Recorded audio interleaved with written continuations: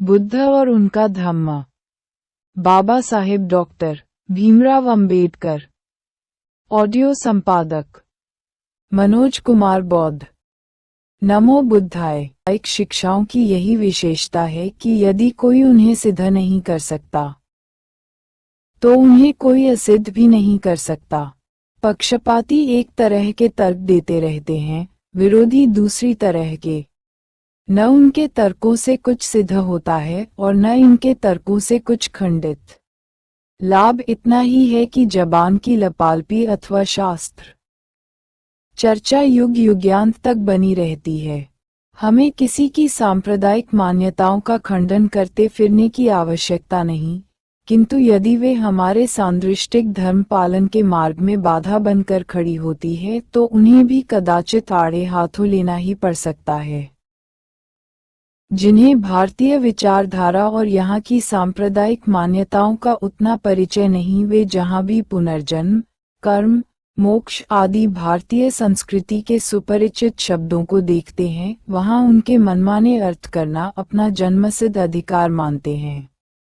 ये स्वाभाविक भी है, क्योंकि सभी धार्मिक परंपराओं में इन शब्दों का अपना अपना अर्थ वैशेष्य सुरक्षित रहते हुए भी शब्द सामे ही वह रज्जु है जो उन्हें एकरूपता के मूत्र में बांधे हुए है। डा.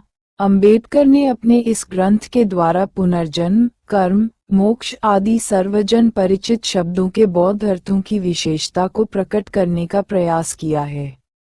कोई उनके अर्थों से असहमति प्रकट कर सकता है, किंतु डॉक्टर अंबेडकर का ये प्रयास हर तरह से श्लाघ्य माना जाएगा। इतना तो हम भी कहना ही चाहेंगे कि यद्यपि बौद्ध पुनर्जन्म तथा अबौद्ध पुनर्जन्म में कोई अंतर नहीं, यदि बौद्ध कर्म तथा अबौद्ध कर्म में कोई अंतर नहीं, और यदि बौद्ध मोक्ष या निर्वाण तथा अबौद्ध मोक्ष में कोई अंतर नहीं, तो फिर बौद्ध धर्म की अपनी कुछ भी विशेषता है ही नहीं। इन विषयों में शब्द सामे भले ही कितना हो, अर्थ सामे हो ही नहीं सकता। बौद्ध परंपरा संपूर्ण तथा अनात्मवादी है और अबौद्ध समय प्रायः सभी आत्मवादी। अनीश्वरवाद तथा अनात्मवाद बौद्ध धर्म के दो ऐसे कुल्हाड़े हैं कि बिना उनकी सहायता के अबौद्ध मान्यताओं के झाड़ झंखाड़ को साफ किए बौद्ध धर्म के भवन की आधारशिला रखी ही नहीं जा सकती। यूं हम सभी मानते हैं कि आदमी सामाजिक प्राणी है और यह भी मानते हैं कि मनुष्येतर प्राणियों के भी अपने अपने समाज हैं, किंतु पता नहीं जब हम किसी आदमी का उसके धार्मिक रूप में अध्ययन करना चाहते हैं तो उसे क्यों इतना एकाकी मान बैठते हैं। हर आदमी में एक आत्मा मान ली जाती है और सब आदमियों के ऊपर एक परमात्मा मान लिया जाता है। उस आत्मा का उस परमात्मा में लीन कर सकना जीवन का परम उद्देश्य घोषित कर दिया जाता है। आदमी जितना ही परमात्मा के समीप सरकता जाता है उतना ही अपने निकट संबंधियों तक से दूर होता चला जाता है।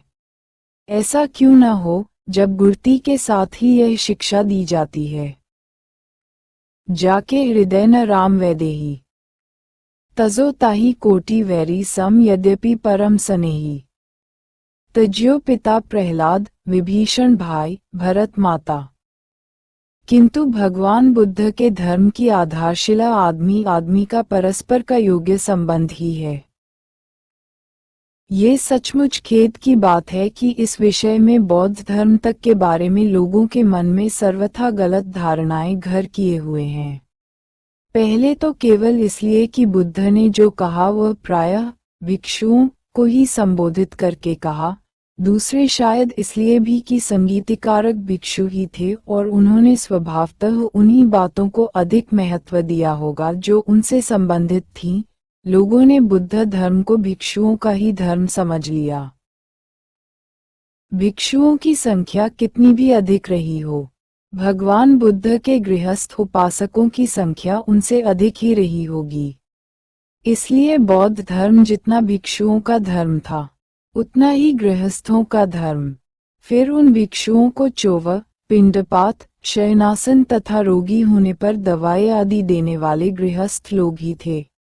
ये ठीक है कि भिक्षु गृहस्थों को शिक्षा देते थे, किंतु भिक्षुओं को भिक्षा देने वाले तो गृहस्थ ही रहे होंगे।